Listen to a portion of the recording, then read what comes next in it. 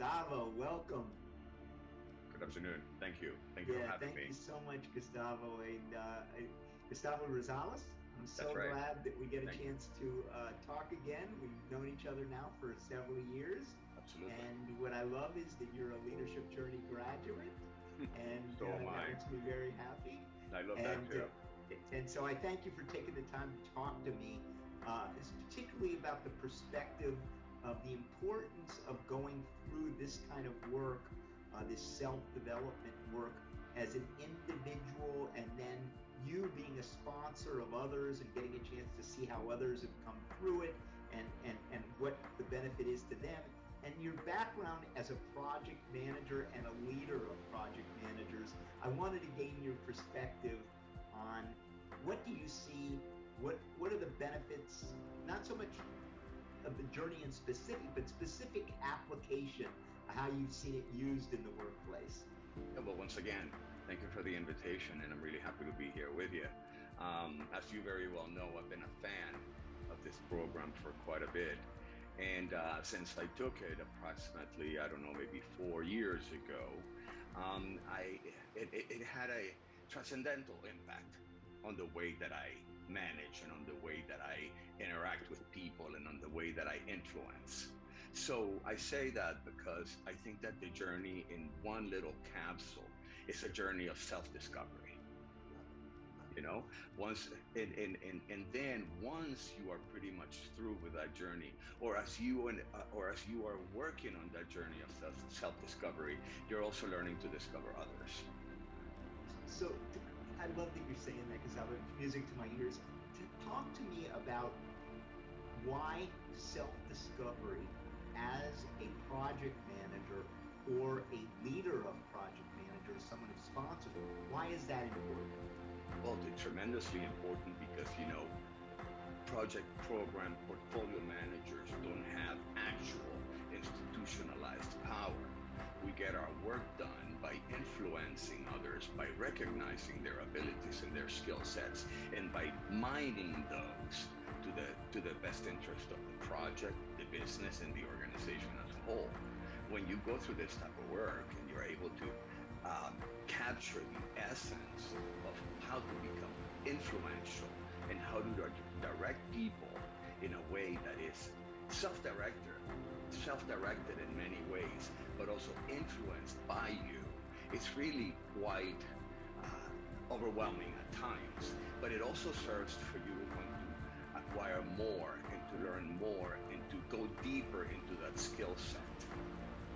And going that deeper, using some of the tools and things that you use, how did you personally apply some of the concepts like magic dust or vision mission goals or some of the tools like DISC, Myers-Briggs? How did you go about applying those? Well, I think that it's very important, at least for me, it's become very, very important to understand personalities. Yes. To that effect, I spend a lot of time building relationships, but not building relationships for the short term. I build relationships for the long term.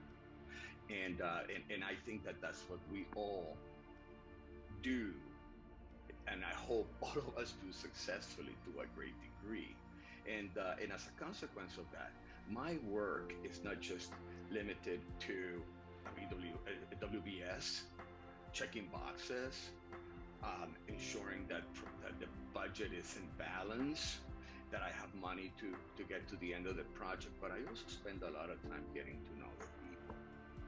And you talk about those abilities or those skill sets that we learn in the journey. And one of them is precisely how to understand what makes people work, what shuts them down, what they're great at, what they're not so good at, and being able to shift them not just to those areas that they know how to do well and that they can do well, but also give them this the self-confidence and the knowledge that we are human beings are experiential in nature, that we will make mistakes, and that we live in an environment where learning is expected. So as a consequence of that, I spend a lot of time talking to people.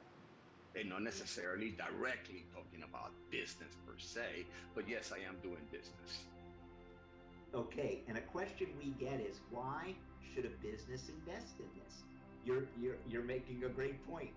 I'm spending time in these other areas. What does the business ultimately get back because you have that skill now?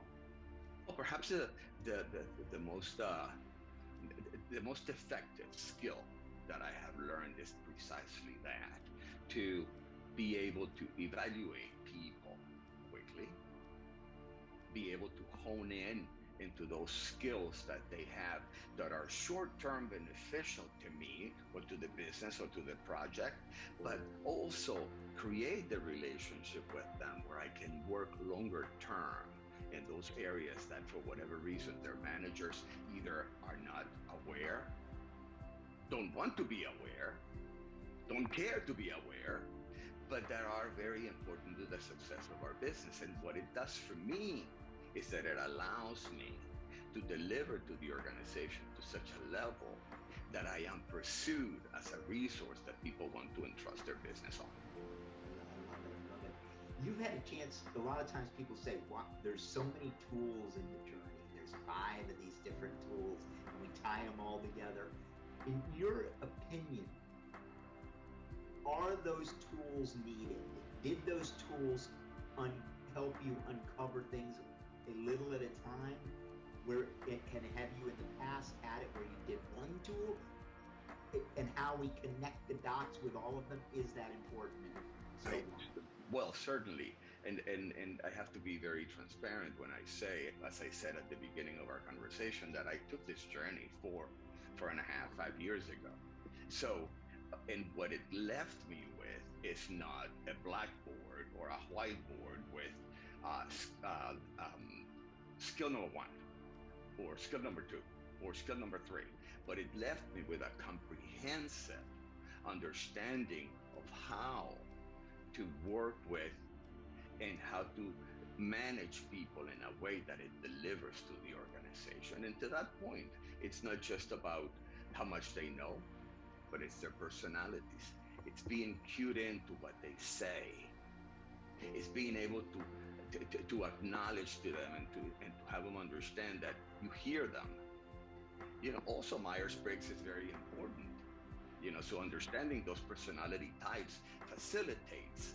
But I can tell you that now, 4 or 5 years after I took the journey, what I'm left with is with an inherent awareness.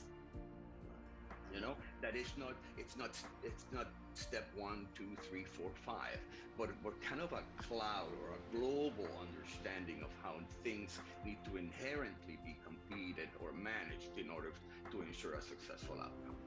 And it sounds like you pick and choose based on now that inherent awareness, what you need to apply and when.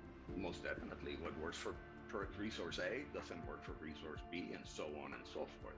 And it is my duty and my charge as a manager with unofficial power to ensure that I hone into those skill sets and those abilities, and that I minimize the negative whereby we're able to deliver to the organization successfully. I love it.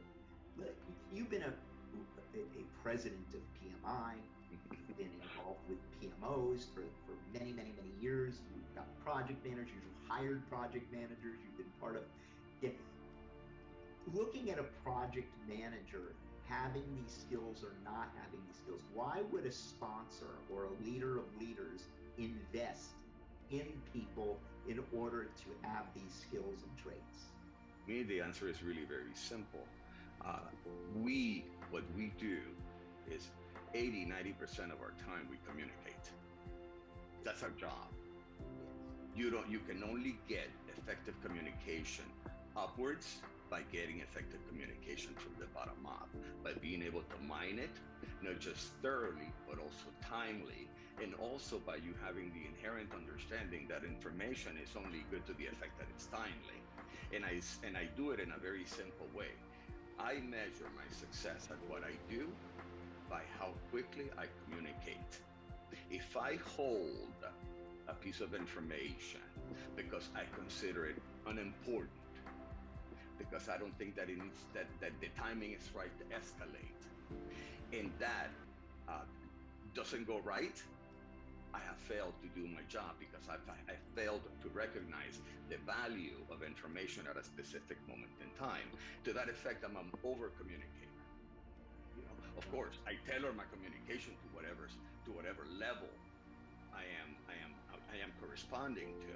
But it's important that, however summarized or however enlarged information be, that it deliver knowledge and understanding to the people that make decisions as to how and where you are and where you're going. So everyone having that skill is so crucial in order to save time, productivity, effectiveness. Absolutely. And like I said, it's about having that, it's an inherent awareness that you deliver after having applied the program for a while. I love it. Well, we're here, and Gustavo, I can't thank you enough. We're here to be with you, not only from the time you enter business, through all the different points in the career of yourself and the career of your people. We're here to support you in that. Thank you. We even have a program called After the Journey, which is... I didn't know that. Yes.